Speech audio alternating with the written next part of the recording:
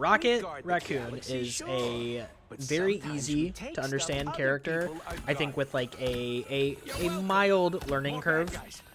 Nothing crazy, but definitely something to get used to. I've seen a lot of people play him weird, like they'll just throw their BRB like out in the middle of nowhere.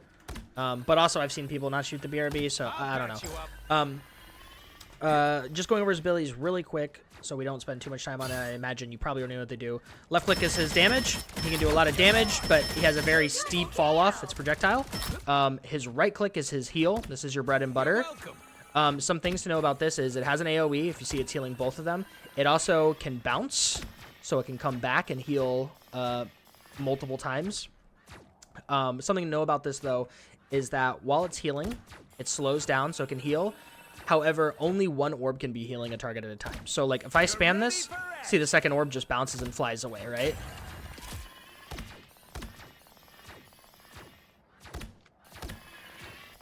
With that being said, you can weave in some damage. You can heal, do some shooting, heal, do some shooting, heal, do some shooting. And I think that's going to be the most efficient way to play him. I wouldn't get too caught up in it. Your main thing is going to be heal botting out. But just be aware that you can waste ammo. So even if you're not threading in damage, just spamming like this nonstop, you might just be wasting shots. So rather heal, see when it starts going away, heal again, like that. His shift is a little dash. It goes in whatever direction you're looking at. Here's a little dash tech. If you start a wall climb and then dash, it does like a super bounce like that. That's pretty fun. His E is his BRB. This is his biggest thing. This is his bread and butter. You got to use it right. It's just got to be hidden and within range of allies that are going to die. That's all you got to do. Don't put it in the middle of the area. Sometimes people are going to find it. That's okay. If a flanker's spending 30 seconds to find it and kill it, that's as worth as, you know, a person's life. So whatever. Just don't put it somewhere stupid and manage it. Like right now, I see that's on 38 seconds left on cooldown. When that's totally done, I'm going to put it up as soon as I can somewhere safe. Like I'm looking for that at all times. That's the main thing I'm looking for. Right? And then he has his passives. He has his passive wall climb. It's very nice. You move faster, you get to a high spot, and if you hold space as you're falling, he does like a little hover. Also good for just some airborne verticality, getting away from flankers. His Q is a damage amp. If you're within 20 meters, you get this ribbon. You get a 40% damage increase. It's just big. It's just big. You want it. Another thing about it is the actual deployable itself has HP, like 1,000 HP or something like that. So it might seem like the play you want to do is try to hide it behind something or to keep it safe. I think, actually, maybe counterintuitive, I think you want to put it right in their face. Because if the enemy team is shooting at it, they're not shooting at your teammates. And it's just not worth shooting at. Like, it's weird because it's a good ult. I like it. It's 40% damage amp. But also, it's not good enough that you need to destroy it. You know what I mean? Like, it's not the end-all, be-all. It's not a defensive support ult, but it's very good. I'll patch you up. Then he has his team-ups. His first team-up is just with Groot. It's not really anything. You get on his shoulder. I think you get a little bit of a damage reduction when you're on his shoulder, but you still have your own independent hitbox, so people can still shoot you. I don't think it's really that good. It's mainly just for, like, get out. Like, if somebody's diving you and you see your Groot, you can, boom. You know, you just make yourself that much harder to hit. It's independent of your dashes, so that's nice. His second team up is with the Punisher and Winter Soldier. This team up, you throw down Z. It throws down a little aura. You can see the circle on the ground. They get infinite ammo, and they shoot faster. This is a huge team up for both of them. They do huge damage, but the Punisher, it's basically like a miniature ult. Something to keep in mind with the Punisher specifically, don't throw it down when he's in his turret or his ultimate. I'm like 90% sure it does absolutely nothing. At the very least, I know it doesn't give him infinite ammo in his turret. His turret only has 200 ammo, always, even with this down. I don't think it increases the fire rate of his turret, but not 100%.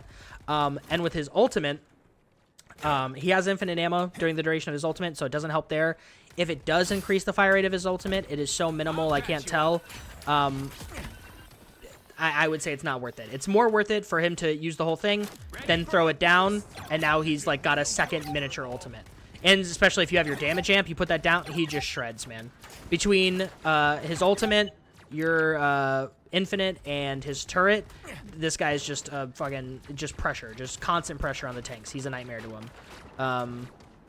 And also very good with Bucky. There's nothing you really need to worry about with Bucky. There's no ability he has that's not going to conflict with it, so you can put it down whenever.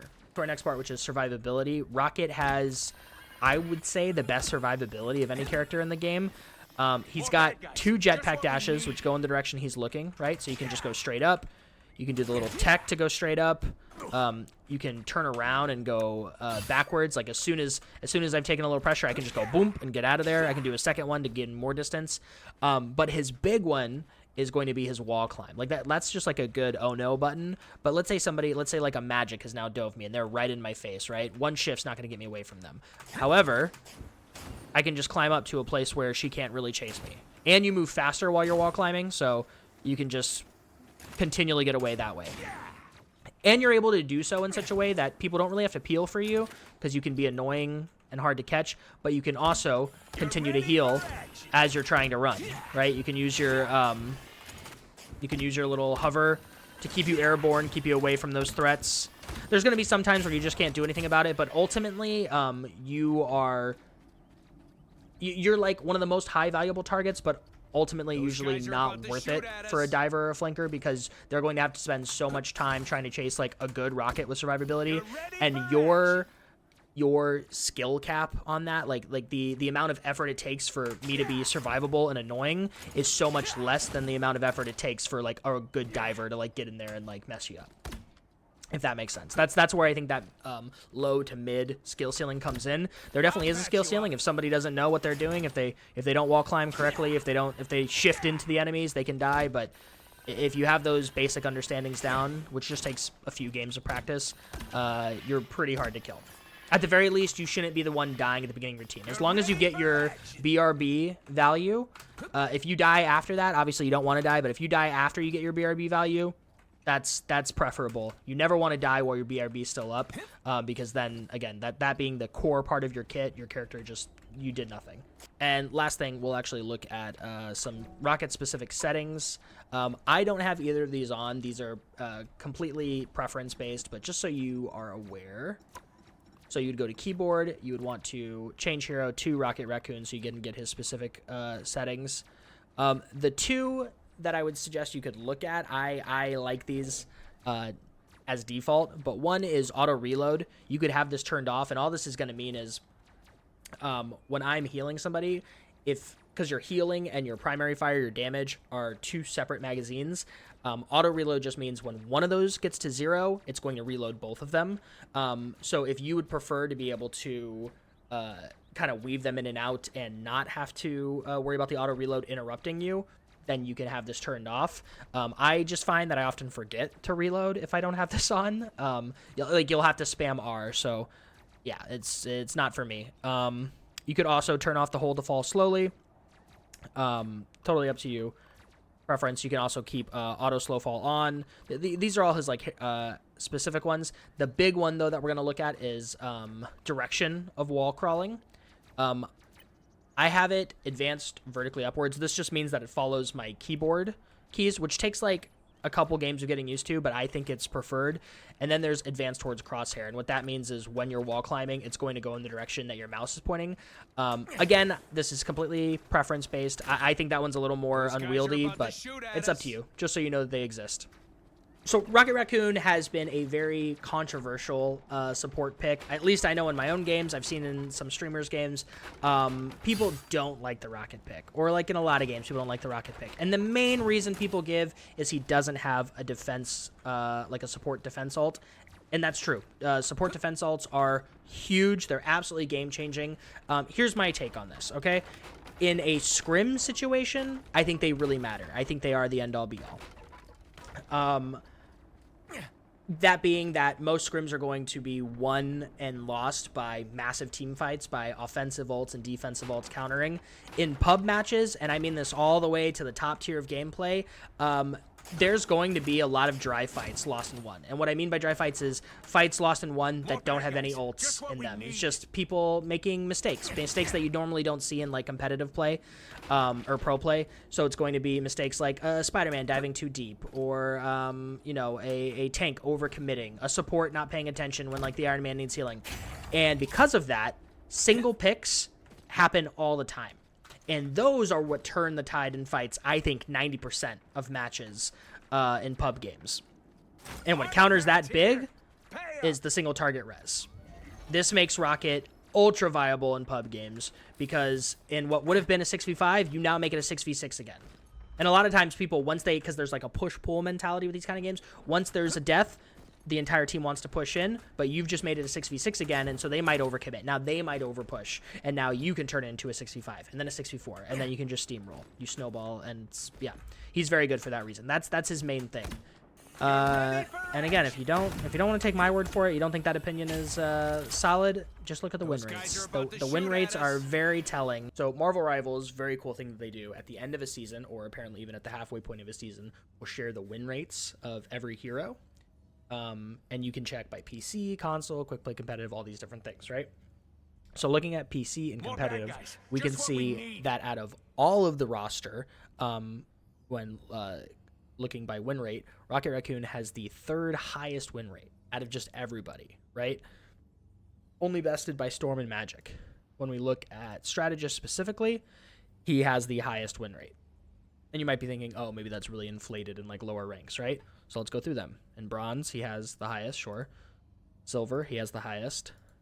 Gold, he has the highest. Platinum, he has the highest. Diamond, he has the highest. Grandmaster, he has the highest. And then Celestial and above, he's bested finally by Loki by about 1.5%. Okay, but something else I think to take into account here, which is kind of crazy, is the big defense support ults. So not really including Mantis in that, but like Luna, Invisible Woman, Cloak and Dagger, they all maintain a below 50% in all of these ranks. Okay, like that was actually staggering to me to find out. Just what we need. Because everybody, I think, insists on having at least one of these 3. Mantis is nice, but most people expect one of those 3 for the big defensive ults.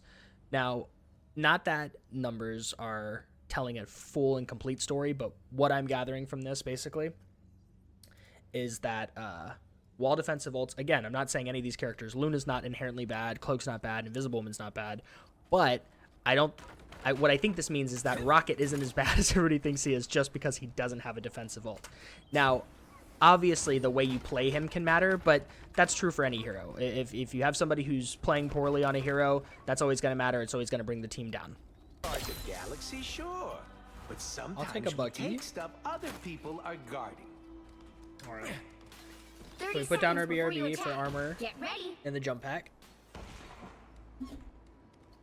Namor, someday I'd like to see Telecon. I have brought part of it to the surface. You did? You might be surprised where.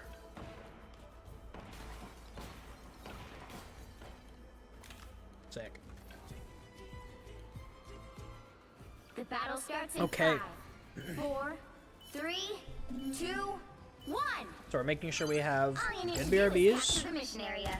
Got it? We're heal botting, we're threading in damage I beat when we Dr. can, Day once and I'll do and it we're again. giving him Get good in my infinites. face. There they are. Okay, so this isn't a normal infinite I would do, but they pushed in really far, and so this is just free. If a Venom uses his swing to dive you and you have a Bucky or a Punisher, throw your infinite down. They're dead. They're just gonzo. This is a nice spot. We got a 2-for-1 there with the thing and the Venom. I was worried. We have both our tanks dead. I don't know why we're not going in. Or just give them time to reset. We don't want it to be too easy.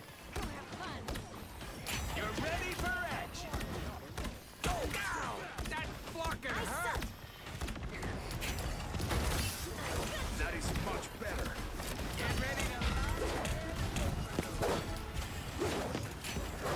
You're welcome. My good deed for the day. What touch is cooling?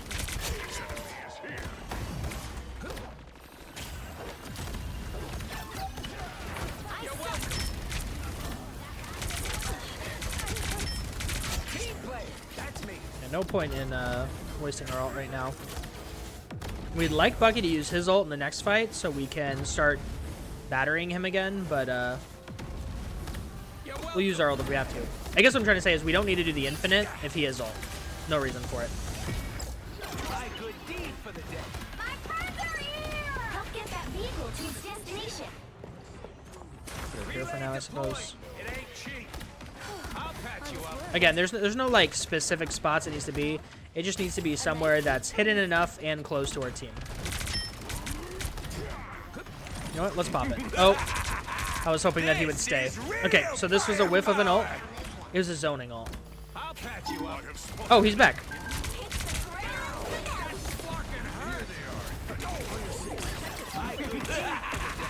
This is real firepower. Halfway there. Keep going. You're ready for action. I like the cool. Armor patch here. Will she see it? No. I'll patch you up. He still hasn't used his ult. Like, here's the thing. We can use the infinite. It's just not 100% necessary.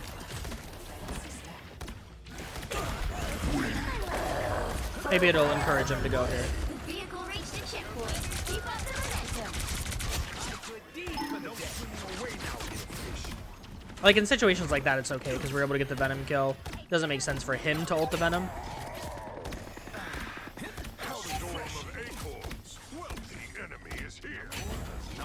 My good deed for the day. And it becomes even less complicated when you're not playing with a team up. You're just staying alive, kill botting, putting in some damage when you can, and putting your BRB in spaces that make sense. Again, you can put it anywhere, just make it make sense. Hidden enough, you know? Not bad. Huge. Treacherous territory. And if we had a Punisher here, we wouldn't be putting it down. Okay, so we're gonna do that because again, we can kill him now. If they dive in and you have a Bucky or Punisher, throw your infinite. They're done for. She's a little too deep for my liking. Hopefully, we can get this in a couple seconds. Just gonna put it here because it's behind a wall. I usually like to pair my infinite.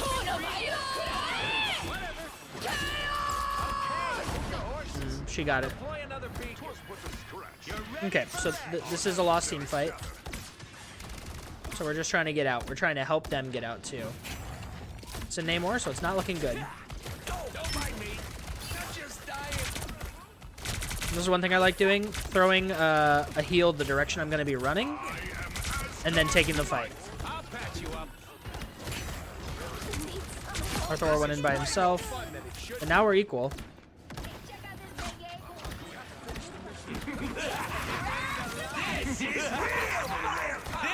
I need him to step into the Z. Wait, what happened to my Z? This is your big chance.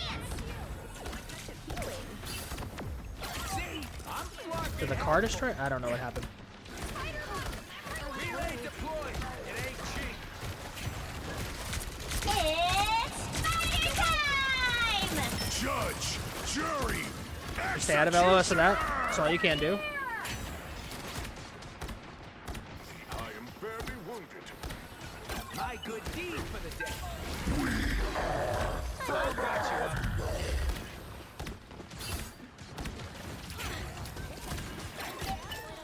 Get that vehicle moving again! Ready for a boost?